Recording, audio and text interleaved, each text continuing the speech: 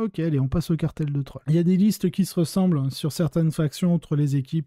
Certaines, on va pouvoir passer. Alors, Chaos Knight avec Sven. Sven qui continue avec les Chaos Knight. Il joue en Vextrix. Alors, il a un Desecrator. Est-ce qu'il joue qu'un seul gros ou il en a plusieurs? Non, il joue qu'un seul gros. Donc, il a un Desecrator. Donc, le Desecrator de mémoire, c'est celui... Comment il s'appelle déjà le nouveau? Ah, c'est l'Abominant, pardon. Ok, donc du coup, c'est un gros. Un gros qui donne la reroll touche D1. Ok. Bon, il a le Diamonas. Ça, c'est le gros canon qui fait 3 tirs de force 16, je crois, dégâts 6, quelque chose comme ça. Ensuite, bon, il a le Trainite Diabolus, l'Aura of Terror, ok, bon, ça va être aussi pour jouer sur les Dread Tests. Ensuite, on a 2 exécutionneurs avec le Helm of Dog, le Mirror of Fate pour récupérer des PC, le Helm of Dog, c'est pour faciliter la phase de mêlée. Je crois qu'il y a un truc en plus. Il donne plus 1 d'attaque et c'est la reroll D1 pour blesser en aura, qui marche aussi pour le tir. Enfin, c'est les attaques, on reroll D1 pour blesser à 6 pouces autour de lui. Ensuite, on a un carnivore avec une combo que j'aime beaucoup, c'est le Blood Shield et l'Heretic Power Core. Alors, le Blood Shield, je crois que c'est le truc qui enlève l'invulnérable. Il peut activer le Blood Shield. Dans ce cas-là, il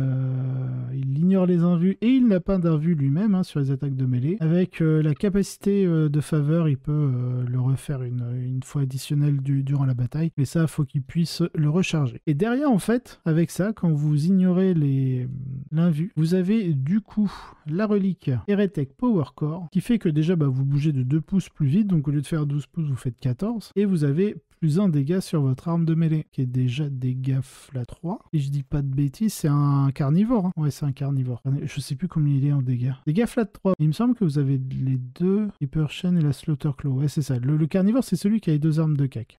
Ok, ensuite, bon, on a un autre Wardog carnivore à poil. Ensuite, on a avec le Warband Stalker et les Dog Stalker. On a les brigands avec le Subjugator Machine Spirit. Je crois que ça, c'est un truc que j'aime bien. Non, d'accord, non. Le Subjugator, c'est ce qui lui permet de pouvoir tirer Advance et désengager en étant compté stationnaire. Alors, c'est le Warborn Stalker. Ouais, c'est ça, c'est le Warborn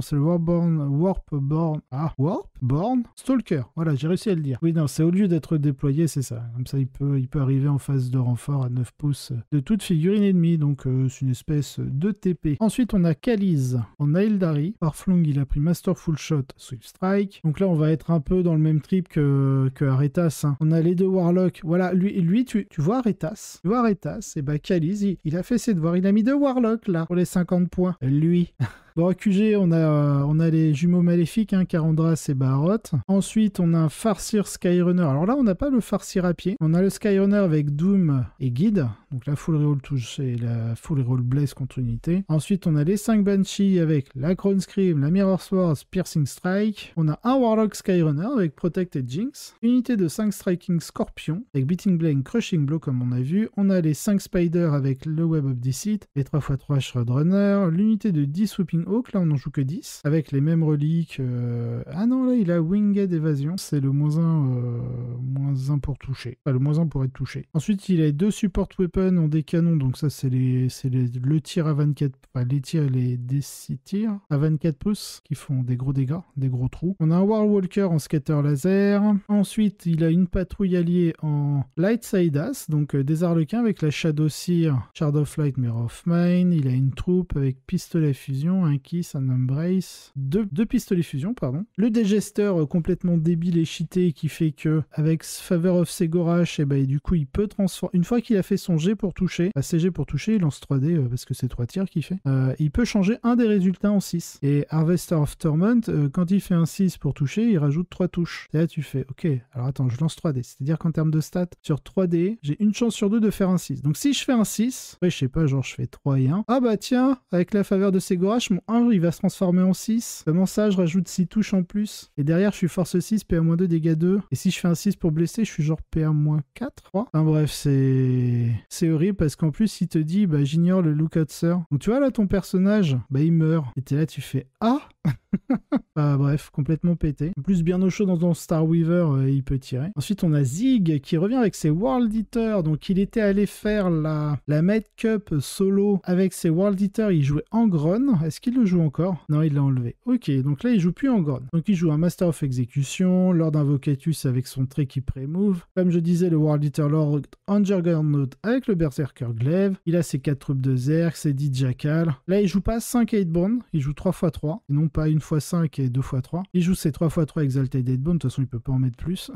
Et par contre lui il joue des Dreadclaw. Alors faut se souvenir que Zig jouait un Dreadclaw dans sa liste Thousand Suns. Et là du coup il joue un Chaos Spawn et un Chaos Rhino, sachant que le Dreadclaw c'est un Dread... Enfin c'est un Dread, non c'est pas un Dread, c'est un Drop Pod qui bouge une fois qu'il est arrivé. Quand il traverse une unité il met des BM. Donc c'est une excellente idée ça Zig je trouve. J'aime beaucoup l'idée. Alors je pense que dedans tu vas mettre... Je sais même pas s'il peut mettre des 8-Bond dedans. Je pense pas, je pense qu'il met des Zerkos. Alors, World Eater, transport, Chaos Rhino, Chaos Terax Pattern. Mais non, c'est pas un transport, c'est une attaque rapide, je suis bête. Et je louche avec mes yeux, j'étais en train de regarder les flyers. Je me dis, mais pourquoi je vois pas le Dreadclaw alors que je viens de dire que c'était une attaque rapide? Dreadclaw, voilà. Ouais, je fatigue. Qu'est-ce qu'il peut mettre? Alors, transport capacity, 10 World Eater Infantry, modèle. Les Terminators valent pour 2 places. Il peut mettre un Contemptor. Ah, on peut mettre un Contemptor dedans? Ok. Il peut mettre un Hellbrute. Ok. Pas de possédé. Et bah, du coup, il peut mettre 3x3 Hitbond, 3x3 Exalted Hitbond, ça fait 9, donc 10. Et c'est World Eater Infantry. Je crois que Zig, il vient de trouver un cheat code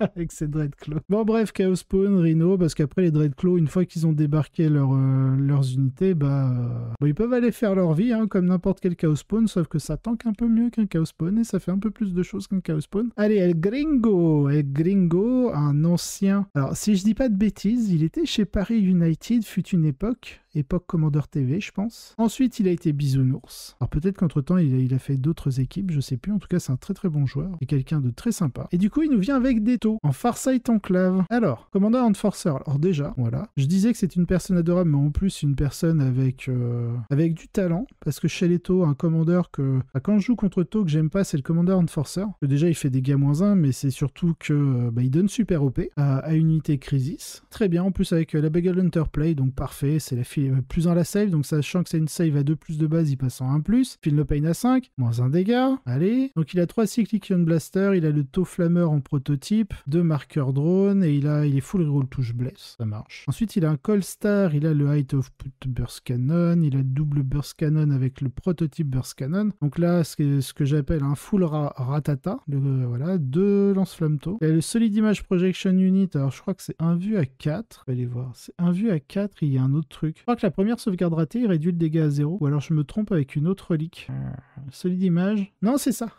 Une fois par tour, il peut le faire. C'est bien ça. 1 V à 4 et la première sauvegarde ratée, il passe à 0 dégâts. Donc, ouais, il veut des commandeurs assez résilients. Bon, en ce moment, c'est la grande mode, le Crude Shaper, qui est un QG gratuit. Des fois, certains le prennent en no slot parce que pour 25 points, vous payez un PC, vous le mettez. L'Advanced EM Scrambler, c'est l'anti-FEP à 12. Et il fait un autre truc, c'est quoi? Ouais, il annule, mais bon, c'est à 6 pouces. C'est à 6 pouces de lui, en gros, il enlève les capacités d'aura. Enfin, non, il fait que l'unité qu'il a ciblée n'est plus affectée par les capacités d'aura. Voilà. Je crois qu'il y a les pouvoirs psychiques qui restent quand même. Si c'est des pouvoirs psychiques d'aura, je crois que ça le contre pas. Et justement, ils sont nuls au psy, donc ce serait un peu logique. Ensuite, en élite, on a une unité de 3 Crisis Battlesuit, donc on peut rendre super OP et qui peut faire une auto-advance de 8. 2 Shield Drone, 2 marqueurs drone. Il a l'Early Warning Override. Alors, il y a un truc que j'avais bien aimé, l'Early Warning Override sur le Chavre, avec le Steam Injector pour la Feel No Pain. Ils étaient tous en générateur de bouclier. En fait, il avait mis l'Iridium sur un chassui. Ce qui est intéressant, c'est que lorsque vous devez tanker en sauvegarde à 2+, genre vous êtes en couvert, donc vous voulez tanker une PA-1, en fait, vous la faites tanker sur un chassui, comme ça, même si vous perdez un point de vie sur un chassui, et ben ça vous crame pas forcément le Steam Injector. Parce que vous pouvez accepter de perdre un chassui en Iridium, du moment que vous tankez à la 2+,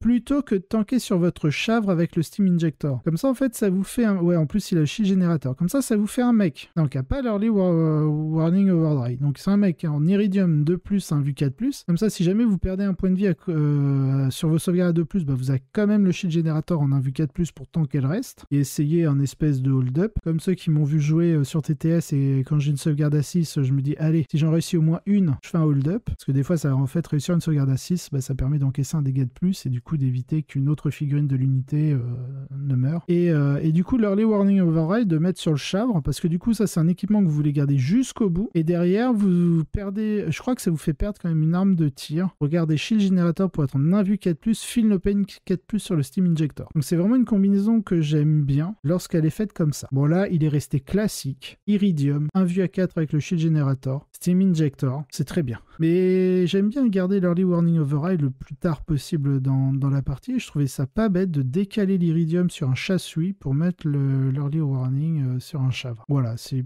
jamais vous êtes joueur tôt, n'hésitez pas à tester cette combinaison. Après, les armes, moi, il joue cyclique, Plasma Rifle, Missile Pod. En fait, il a deux armes qui sont assez longue portée et le cyclique qui n'est pas du tout à longue portée. En général, on va avoir double Plasma Rifle, Missile Pod pour rester loin et avoiner. Ou alors, ça va être double cyclique et un Plasma Rifle pour aller agresser. Ouais, bon après, ça reste une combinaison sympa, hein, mais ouais, j'aurais plus vu double cyclique ion et Plasma Rifle plutôt que un cyclique, un plasma, un missile pod, ou alors double Plasma Rifle, missile pod, ou alors l'inverse, double missile pod et un Plasma Rifle. Voilà, ça comme. Je crois que le missile pod, le deuxième, coûte vraiment cher par rapport au deuxième Plasma Rifle. Il me semble plus, là, je vais aller voir pour check. Mais voilà. Bon, j'ai assez commenté cette unité de Crisis, mais c'est très bien, surtout avec l'Enforcer. Bon, les deux Croutons, voilà, c'est très bien pour prendre la map. La triple Riptide, ça fait mal. Par contre, il est en full ion accélérateur. Ce qui est pas mal des fois, c'est de prendre une Riptide avec l'autre arme. Je me souviens plus comment elle s'appelle. C'est l'Heavy Burst Cannon. Déjà, bah, vous la payez pas. Vous payez 10 points moins cher. Et vous avez une espèce de sulfateuse. Vous pouvez augmenter justement le nombre de tirs pour monter à 16 tirs, je crois, c'est ça. Nova Shield, Boost, Nova Charge, Heavy Burst Cannon, caractéristique Heavy 16. Bon, le ion, vous pouvez le monter à Heavy 8. Heavy 8, vous gagnez 2 tirs. Et Heavy 16, en fait, c'est surtout pour aller chercher beaucoup de saturation de force 6, PR-2, dégâts 2. Et du coup, et c'est là où en fait on voit quand même les petits détails entre le mode solo et le mode équipe. C'est-à-dire que là en équipe, il garde son ion accélérateur. Parce que du coup, ce qui est bien avec le ion accélérateur, quand vous le boostez, lorsque vous le surchargez, vous êtes dégâts flat 4. Les Terminator Deathwing avec l'étendard relique qui fait moins 1 dégât, bah, votre dégât 4 passe dégâts 3 et un Terminator ça a 3 PV. Donc du coup, être en triple ion accélérateur, c'est peut-être pour se dire El Grigo sera peut-être appareillé contre le Dark Angel. Et du coup, je trouve que j'ai ma souris qui bug. C'est bon. Le scroll, ouais, c'est bon. Du coup, je trouve ça bien. Alors qu'en solo, on virait peut-être un ion accélérateur parce qu'on n'est pas sûr de rencontrer que du Dark Angel. Et du coup, avoir 16 tirs de force 6, PR-2, dégâts 2, c'est plutôt sexy hein, contre le Marines, enfin le tout Marines. Et ensuite, vu que vous êtes en Farsight, bah, la triplette de Hammerhead. Hein. Comme ça, vous avez et l'équipement qui donne la petite reroll touche du Hammerhead et bah, via votre trait Farsight, la reroll bless. Donc c'est parfait. Derrière, il a les double accélérateur burst cannon que je conseille beaucoup hein, sur les Hammerhead pour apporter de la saturation. Donc non, c'est une liste qui me plaît beaucoup. Déjà, je joue l'Enforcer pour avoir une source de super OP parce que sinon, quand vous regardez la liste, il y a 0 super OP. Donc ça veut dire qu'il se base sur de la destruction. Mais avec cet ajout de super OP, il peut potentiellement aller chercher un petit objectif pour neutraliser ou alors, vu qu'on joue souvent en Koyon maintenant et non plus du tout en Monka, souvent le tour 3, c'est le tour et un peu le tour charnière dans une partie. C'est le tour qui va déterminer, bah, on va dire, un gagnant et un perdant. Et du coup, pouvoir donner à ce moment-là, sachant que s'il est en Koyon, ils ont un objectif, je me souviens plus, décisive action, je crois, où en gros, il doit contrôler 3 objectifs, mais plus que son adversaire, il me semble, et il marque un certain nombre de points. Il marque 4 points, je crois. 4 x 3, 12. Ouais, c'est ça, il peut le stacker qu'à 12 max. Et donc, du coup, bah, sur ce tour 3, qui est un tour important pour le taux en Koyon, parce qu'il doit marquer ces points-là, parce que s'il les marque pas à ce tour-là, et bien du coup, il ferait que 8 points dessus. Et du coup, ça peut être un point faible, et c'est pour ça aussi qu'on voit de plus en plus de listes taux, vous le verrez dans mes top listes, mais qui font, où il y a, genre, il y en a un, j'ai fini d'écrire un script hier, il y a une liste, le gars joue 0 crisis. Enfin, il joue des commandeurs, hein, des commandeurs Colstar. Il joue 0 unité de crisis. Il joue du Breacher, du Pathfinder, etc. De la Strike Team, qui met en réserve stratégique pour aller chercher, en fait, quand il arrive de réserve, vu qu'il est à 6 pouces d'un bord de table en réserve stratégique et que ses objectifs, vous savez, l'objectif aérospace relais, je sais plus quoi là, et bien du coup, quand il arrive de réserve stratégique avec sa strike team, bah du coup, il fait son action, il a fini à la fin de son tour parce qu'il est strike team. Et du coup, en fait, pour aller chercher les 2 objectifs sur les 2 longueurs, je trouve pas ça idiot de faire ça. Donc ça veut dire que l'adversaire, il est obligé de cover 12 pouces sur chacune des longueurs pendant 2 tours. C'est pénible. Donc voilà, je trouvais ça super intéressant de la part de cette liste tôt. Et donc ici, le tour 3, bah, il peut mettre sa crisis super OP et aller ninja un objectif et pouvoir justement marquer ses 4 points de décisive action. Donc non, très bien. Très bien. J'aime beaucoup la liste. La liste d'El Gringo. Ensuite, on a Vendir en Dark Angel. Talon Master, Rite of War, Talon Master, Arbiter Gaze, le Ravenwing Apothicaire avec le Selfless Healer, le Blade Guard ancien avec le Penant of Remembrance. Et la Steadfast Example en trait de seigneur de guerre. C'est le super OP ça. Ouais, c'est ça. Ok, alors, Vendir. Alors en fait, ce qui se passe, c'est que là, vous avez Rite of War. C'est pour donner le super OP au Terminator Deathwing. Parce que Terminator Deathwing, ils ne sont pas super OP de base. En fait, le super OP, ils l'ont pas. Parce que toutes les unités dans la liste ne sont pas Deathwing. Donc, vu qu'ils sont Inner Circle, ils ont la transue. Par contre, ils gagnent super OP avec le Rite of War. Et le Steadfast, en fait, il dit les unités bases, les Terminators sont bases, gagnent la règle objectif sécurisée. Mais si l'unité a déjà la règle sécurisée d'une quelconque manière, les figurines comptent comme une figurine supplémentaire. Donc ça veut dire qu'un Terminator sous l'aura de Rite of War et Steadfast Example, il vaut 2 figurines. Eh bien, je trouve cette liste très intéressante parce que du coup, dans un match miroir, à qui contrôle le mieux les objectifs, bah, c'est la liste de Vendir à l'heure actuelle. Bon, par contre, il n'a pas comme Irian, il n'a pas la full reroll touche et le fight last. Du coup, il dit Irian, ok, j'ai juste à te casser la tête pour avoir la priorité sur le super OP, quoi. Donc voilà, c'est le seul truc vraiment divergent. Ensuite, quelque chose que j'aime bien, c'est les 3 unités de scout. On voit pas régulièrement dans les listes Dark Angel, même au niveau US, je vois pas du tout de scout. En fait, scout Landspeeder Storm, ça donne pas mal d'amplitude pour derrière les lignes ennemies, engagé sur tous les fronts. Ça donne des unités d'infanterie qui peuvent aller mettre des bannières sans devoir utiliser l'action sur des Terminators. Donc ça, plus un, très bien. Qu'est-ce qu'il y a d'autre? Bon, on a un lance-missile, des combis Melta, marteau de tonnerre, des snipers, des capes de camouflage. C'est juste parce que c'est gratuit, donc tout ce qui est gratuit, on en met un max. Ensuite, il a 3 Landspeeder Tornado, multi-Melta, canon d'assaut, je suppose. Donc parfait, en tant que Ravenwing. Nickel, en Doctrine Devastator, il a un bonus de portée, etc. Donc très bon, très bien. Là où il manque un peu, et c'est là où j'aime bien la liste d'Irian, c'est que Irian, il joue des Desolation Squad, il joue pas de scout. Donc on va dire sur certains objectifs secondaires, il va être un peu plus faible, Irian. Mais en termes de létalité, de solutions anti-char, Irian est mieux équipé. Là où la liste de Vendir, c'est ça, ouais, de Vendir, est un peu moins percutante à ce niveau-là, en dehors de ses 5 missiles cyclones. Et de sa phase de mêlée à coups de marteau tonnerre et bouclier. Mais après, pour le reste, c'est bien. Bon, il a quand même, il a 3 lance-missiles. Alors, attends, en termes de missiles anti-char, ça fait 2, 4, 6, 7, 8. Voilà, c'est 8 tirs anti-char, plus les 6 tirs de multi-melta à la rigueur, mais en général, si tu t'approches pour être à portée à mi-portée de tes fuseurs, ton landspeeder, tu le perds au prochain tour. Mais voilà, bon, ok, il a quelques solutions anti-char, mais je le trouve un peu light par rapport à aérien. Ensuite, on a Igor qui abandonne ses Adeptus Mechanicus pour du démon du chaos. Alors, quoi qu'on a? On a un Undivide. Ça veut dire Be'lakor? Ça veut dire Be'lakor. Très bien. Clouded Stay, Pole of Despair. Est-ce que c'est ton Warlord? Non, c'est pas ton Warlord, donc du coup, il aura pas son trait. Ce que j'aime bien quand on prend Be'lakor en trait de seigneur de guerre, enfin en seigneur de guerre, du coup, vous pouvez lui donner son trait et son trait donne une full reroll touche. Chose que le démon n'a pas. Il va avoir des rerolls des 1 par-ci, par-là, mais il aura pas de full reroll touche. C'est quelque chose que j'aime bien avec Be'lakor. Mais si vous donnez le trait à Be'lakor, vous pouvez pas donner le trait au Bloodthirster. Et là, c'est quelque chose que j'ai vu et que j'ai bien aimé de la part d'Igor. Je crois que c'est pas le seul. C'est le Devastating Blow en trait de seigneur de guerre pour le buveur de sang. Et en fait, ça fait que il ignore les règles, il ignore la perte de points de vie. Donc, c'est-à-dire les face cap à la Seigneur Phoenix, Gascule. Donc, très bien. Et c'est surtout, c'est que du coup, dans un match-up miroir, le Indomitable Onslaught est annulé par le Devastating Blow. Donc, ça veut dire que si Igor affronte un joueur démon du chaos qui n'a pas le Devastating Blow, façon buveur de sang, peut trade le buveur de sang adverse. Et si l'adversaire perd son buveur de sang, c'est un peu le désastre. Le buveur de sang, en général, bon, pour ceux qui jouent une liste buveur de sang, par exemple, dans la liste de Grimjolo, il n'y a pas de buveur de sang, mais ça veut dire que du coup, il a eu des ressources pour mettre autre chose à la place. Il a eu 360 points à mettre ailleurs. Et donc, du coup, bon, il gagne autrement. Mais clairement, ce Bloodthirster,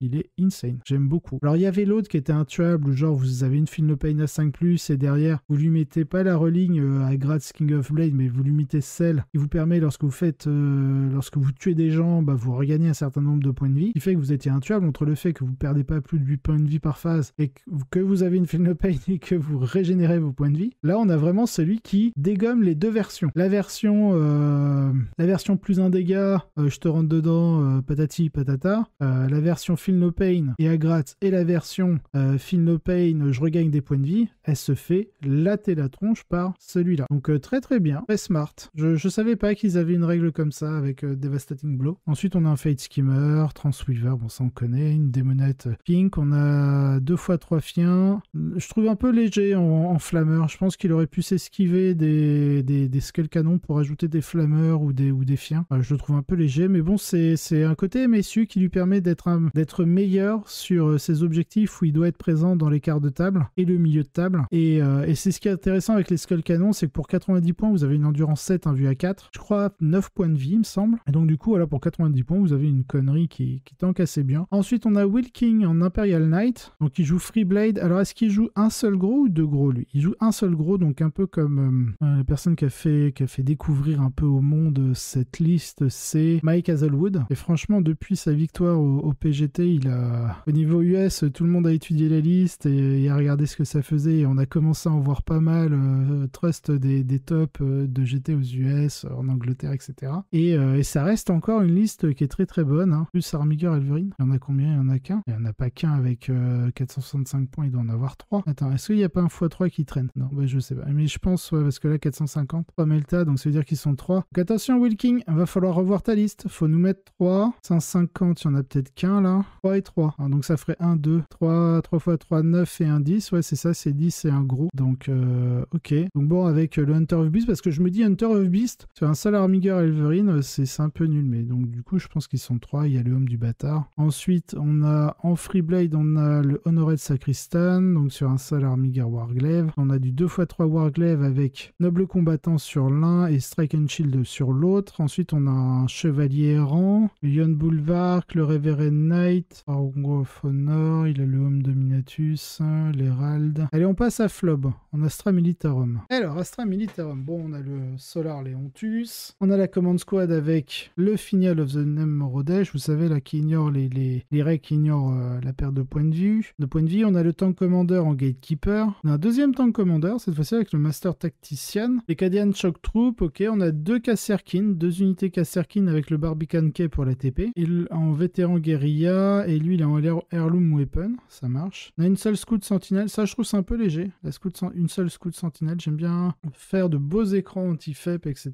Et bon, bah on a les Lehman Russ en Executioner Plasma. Ah, on n'a pas le Vanquisher dans cette liste. Peut-être lui qui a le Vanquisher. Pas du tout, il a un Lehman Russ Battle Cannon. D'accord, pas de Vanquisher dans la liste de Flob. Et donc voilà pour le cartel.